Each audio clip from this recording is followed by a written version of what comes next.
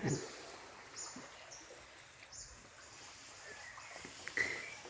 morning mga katiit. Dito tayo ngayon mga katiit sa natin project. Bali ako lang mga katiit mag-isa. Medyo tinatamad na yung mga kasama ko magtrabaho. Kaya pinagtsatsagaan ko na lang ito na kahit mag-isa ako. Pakita ko lang sa inyo mga katiit yung yung mga nakikita ko ngayon sa paghukay ko. Ginagawa ko ngayon.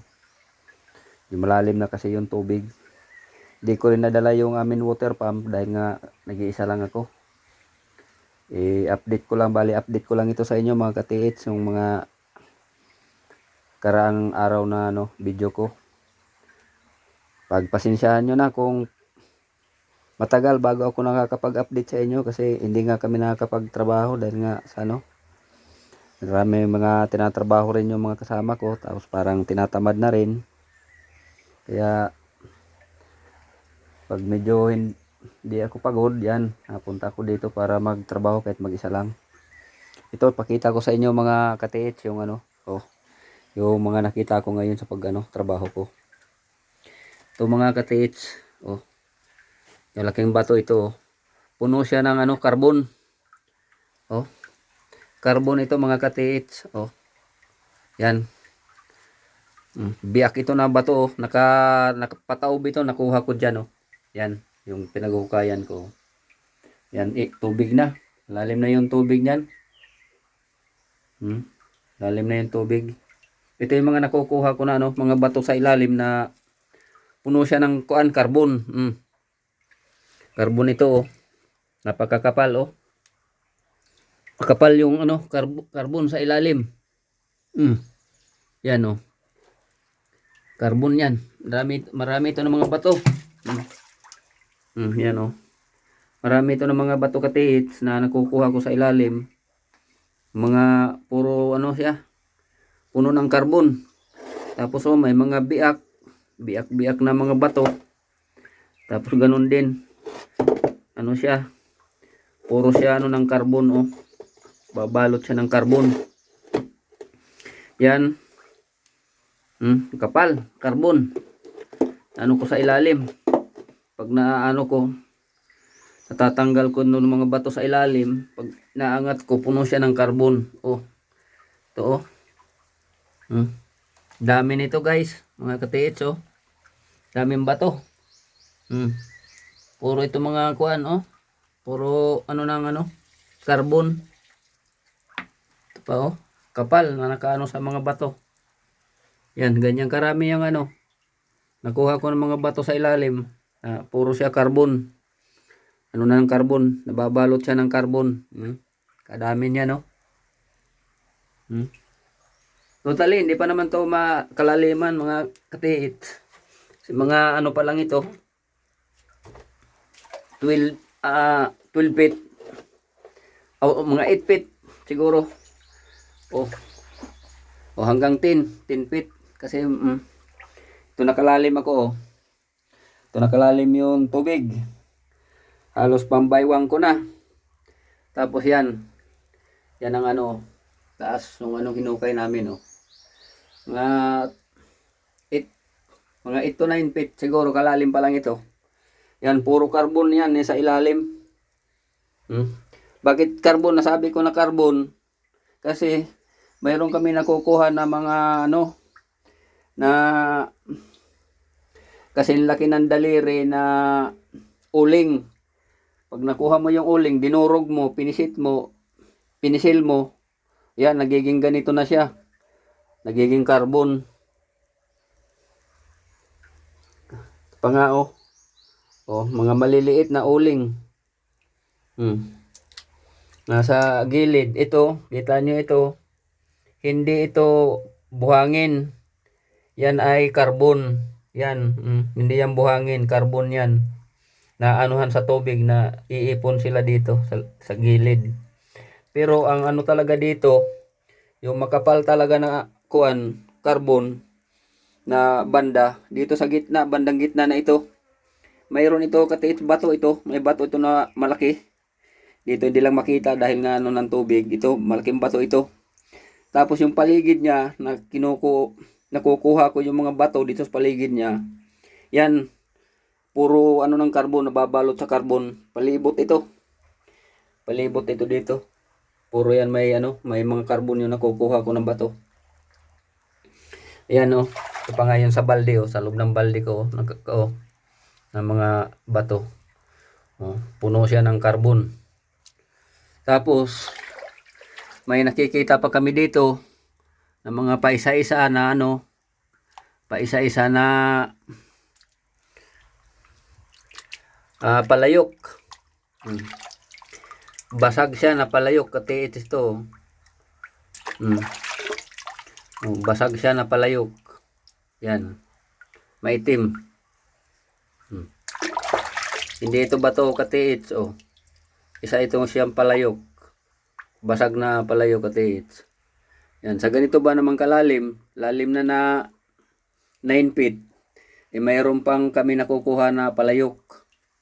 Tapos mayroon siyang porsyon na red, ang lupa ito. Lupa ito na pula. Mga katiits oh. May porsyon ito. Porsyon ito dito. Ito yung porsyon na lupa na pula. Yan. Ito, banda. Yan. Ito ang porsyon na ano, pula na lupa. Tapos palayok na ano, mga basag na palayok, makikita mo pa ito sa ilalim. Kaya magtataka ka, bakit ganito kalalim? Meron pang ano, mga makukuha ka na basag na ano, mga palayok. Marami totally mga katiis, marami na kami nakuha na ganito na basag na palayok. Mula sa 1 meter hanggang 9 feet yung lalim. O yan, nakakakuha pa kami ng mga ganito. Yan. Bali yan lang update ko sa inyo. Yan o.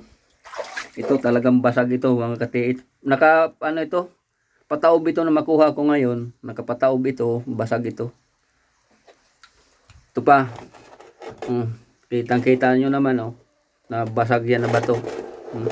Tapos puno ng carbon.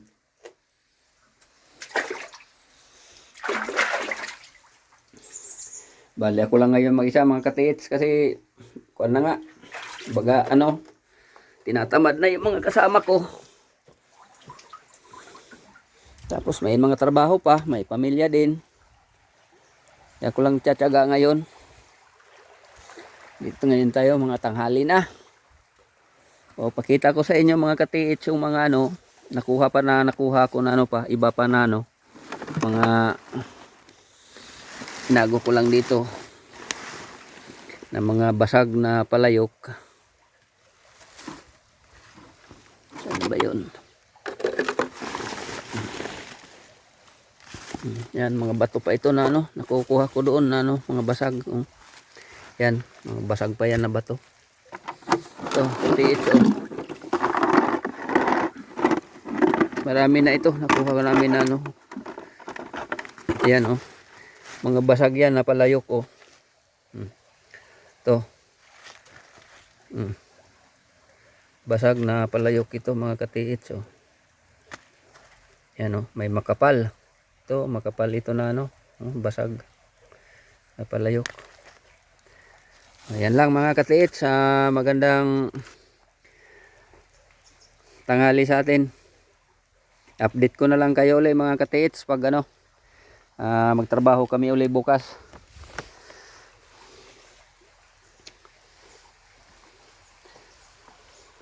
Yung portion na yon sa bandang gitna nung inuhukay namin. Inuhukay ko dyan, yung bandang gitna na yan.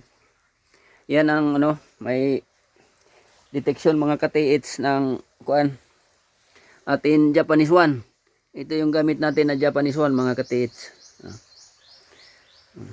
In-order natin ito sa sa Mindanao. Doon natin to sa Mindanao in-order na Japanese one. Binalahan natin ito ng 18 carats na gold. Kaya lang kunti lang yung gold na na ibala ko dito. worth of 10,000 lang na ano, gold. Pakita ko sa inyo kung gagalaw yung ating ano, Japanese one. Yan ang pinaka ano niya, sentro niya.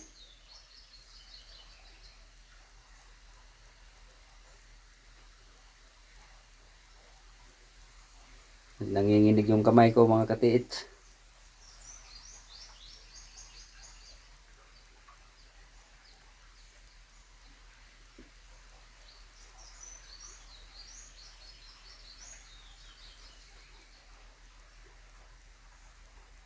Yan.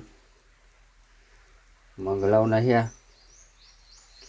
Yan ang pinaka no, hindi ko maano kasi pag video ng mabuti mga katiits kasi wala akong kasama na magbibideo. Yan. Yan ang pinaka center mga katiits ng ano. Diyan sa may bato na malaki. Ayan. Malakas yung sipa ng atin ano, Japanese one. Okay, mga katiits yun lang. Maraming salamat.